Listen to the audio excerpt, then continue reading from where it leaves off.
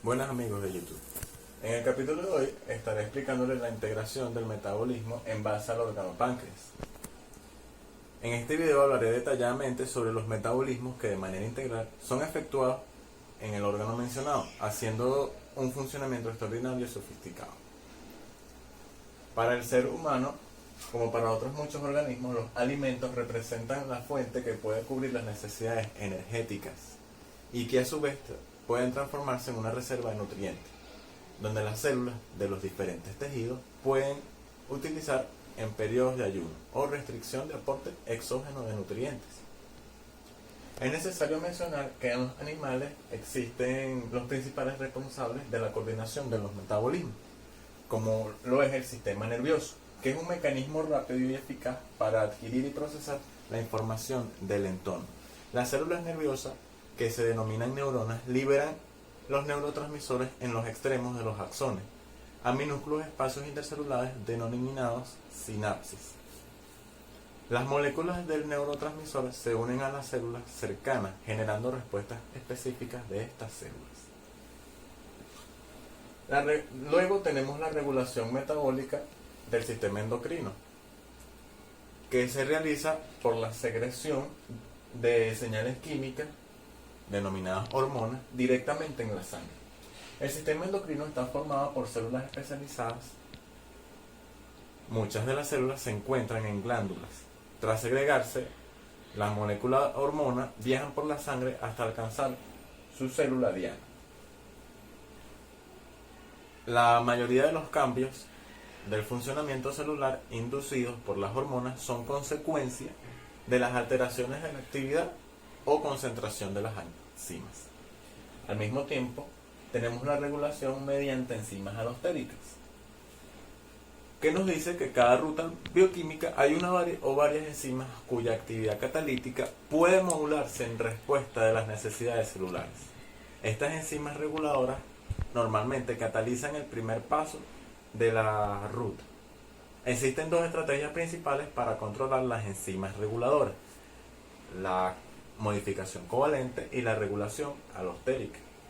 Debe tenerse en cuenta que en el control de los procesos metabólicos es complejo y no existen reglas sencillas que expliquen todos los aspectos de la regulación de las rutas metabólicas.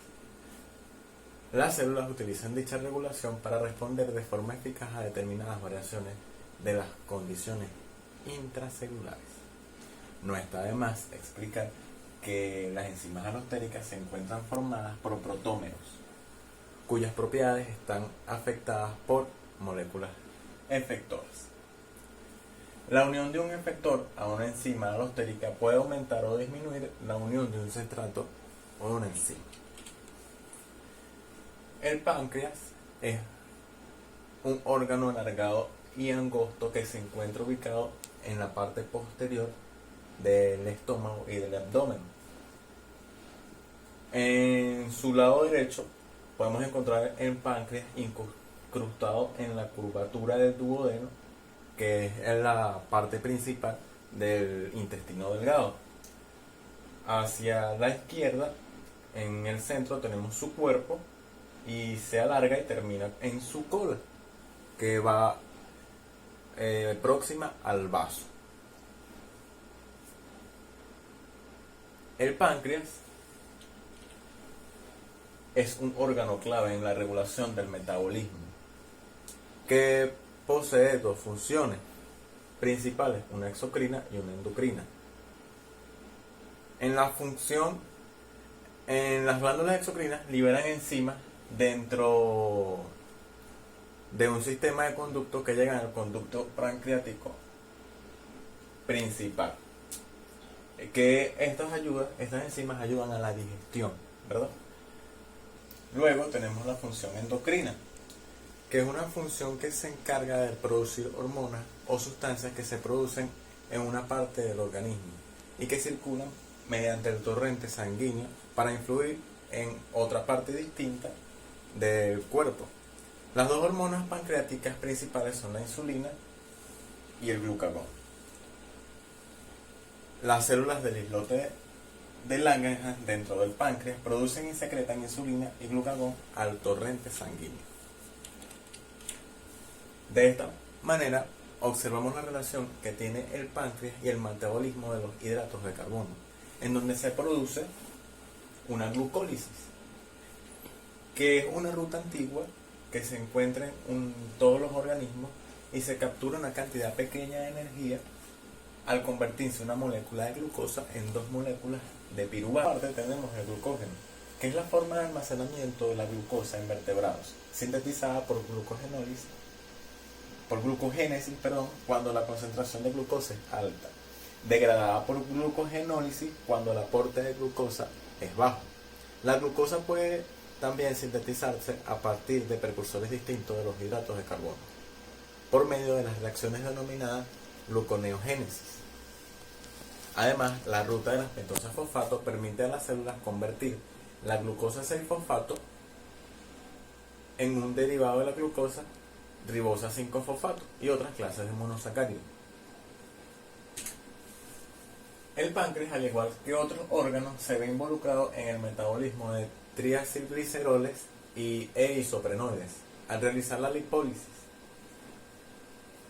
se permite la movilización de lípidos que constituye la reserva de combustible en el tejido adiposo hacia los tejidos periféricos para cubrir las necesidades energéticas del organismo. Mediante dicha lipólisis, los triacilglicéridos son hidrolizados liberando ácidos grasos y glicerol.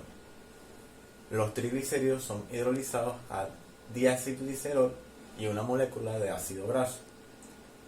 Luego, el diacilglicerol se convierte en monocilglicerol y otro ácido graso.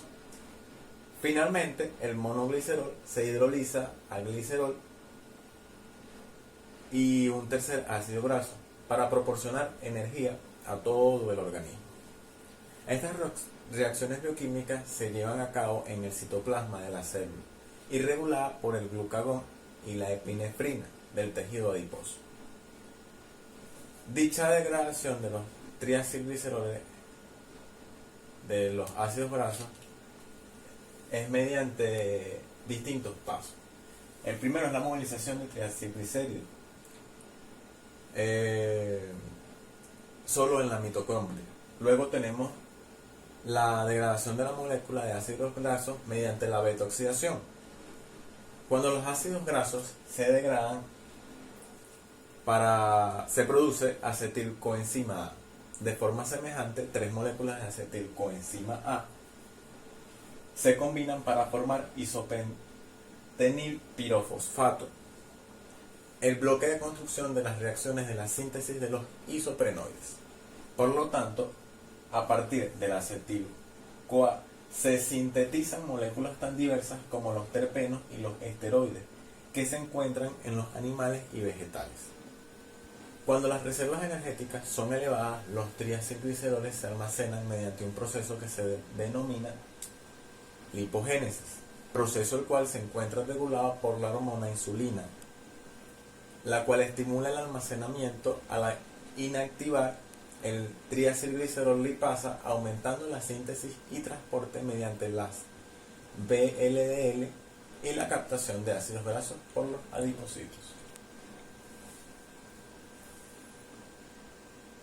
Al mismo tiempo, al obtener acetilcoenzima A, se lleva a cabo el ciclo de ácido tricarboxílicos, o también conocido como ciclo de Krebs, el cual es un conjunto de reacciones bioquímicas que utilizan los organismos aerobios para liberar la energía química almacenada en el grupo acetilo de 2 carbonos de la acetilcoenzima A. Está formada por un grupo acetilo que procede de la degradación de los hidratos de carbono y los lípidos antes mencionados, que están unidos a la molécula transportadora del ácido coenzima A. La acetil-CoA se sintetiza a partir de las moléculas de piruvato obtenidas en la glucólisis en varias reacciones. La acetil-CoA también es el producto del catabolismo de los ácidos grasos mediante la beta-oxidación de los mismos y de determinadas reacciones del metabolismo de los aminoácidos. En el ciclo ciclo del ácido cítrico, los átomos de carbono se oxidan a dióxido de carbono y los electrones de energía elevada se transfieren a NAD y al FAD para formar coenzimas reducidas de NADH y FADH, respectivamente. En la degradación de los aminoácidos se produce amoníaco, que es una sustancia muy tóxica para el organismo y deberá ser eliminada por el riñón mediante la orina. Todo esto mediante el ciclo de la urea o ciclo de Krebs-Henseleit. En los organismos ureotélicos, el ciclo de la urea elimina aproximadamente el 95% del nitrógeno sobrante. La urea se encuentra formada a partir del amoníaco, dióxido de carbono y aspartato, en una ruta cíclica que se denomina el ciclo de la urea. Un dato sobre el nombre del ciclo es que lo descubrieron Hans Krebs y Kurt Henseleit. A menudo se denomina también el ciclo de la urea de Krebs o el ciclo de Krebs-Henseleit. Dicho ciclo de la urea convierte el amoníaco en urea, una molécula menos tóxica para el organismo. El amoníaco anteriormente mencionado se produce en dos etapas. En primer lugar, se produce una transaminación con formación de glutamato y posteriormente se realiza una desaminación del glutamato con formación de amoníaco. El esqueleto carbonado sobrante, dependiendo de las condiciones fisiológicas, podrá ser utilizado para la obtención de energía o transformarla nueva en glucosa mediante la gluconeogénesis. El proceso de transaminación consiste en la transferencia del grupo amino de un alfa aminoácido al esqueleto carbonado del otro aminoácido. En estas reacciones participan casi todos los aminoácidos. Se caracterizan por ser fácilmente reversibles y el producto es común, el cetoácido alfa-cetoglutarato. Dado que se produce glutamato cuando el alfa-cetoglutarato acepta un grupo amino, estas dos moléculas tienen un papel estratégico importante en el metabolismo de los alfa-aminoácidos y el metabolismo en general. Otros dos pares son el par oxalacetato-aspartato, que participa en la eliminación del nitrógeno en el ciclo de la urea. El par piruvato-alanina es un ciclo de la alanina debido a que el alfa-cetoglutarato y el oxalacetato son intermediarios del ciclo del ácido cítrico. Las reacciones de transaminación con frecuencia representan un mecanismo importante para satisfacer los requerimientos energéticos de las células. Por otra parte, el proceso de desaminación es la eliminación de un grupo amino de una molécula. Las enzimas que catalizan esta reacción se llaman desaminases. En el cuerpo humano, la desaminación se lleva a cabo principalmente en el hígado. Sin embargo, el glutamato también se desamina en el riñón. Existen dos tipos de desaminación, la oxidativa y la no oxidativa. La desaminación oxidativa es una reacción química que se caracteriza por la ruptura química de un grupo amino. Esta reacción es clave al nivel biológico en la degradación de los aminoácidos. Se divide en dos grupos: aquellas catalizadas por enzimas que requieren un nucleótido de pirimetina como coenzima, y otras que son catalizadas por las flavoproteínas FAD y FADH. Mientras que la desaminación no oxidativa son las reacciones que se encuentran catalizadas por enzimas alfa-desaminasas, dependiendo del sustrato o aminoácidos. Por último, tenemos la liberación de insulina por exocitosis. Cuando la concentración de glucosa en plasma es superior al valor normal, las células B del páncreas captan rápidamente el monosacárido mediante la proteína transportadora de glucosa GT2. La elevada constante de transporte propia de esta proteína permite la entrada de glucosa según una cinética lineal y no saturable en condiciones fisiológicas en el interior celular, la glucosa, por la acción catalítica de la glucosinasa, se convierte inmediatamente en glucosa 6-fosfato, que sigue la vía glucolítica. La activación de esta ruta degradativa favorece la entrada de calcio en las células pancreáticas a través de los canales situados en la membrana plasmática y, como consecuencia, la liberación de insulina por exocitosis. Una vez en el torrente sanguíneo, la insulina se une a los receptores específicos presentes en la membrana plasmática de las células de diferentes tejidos.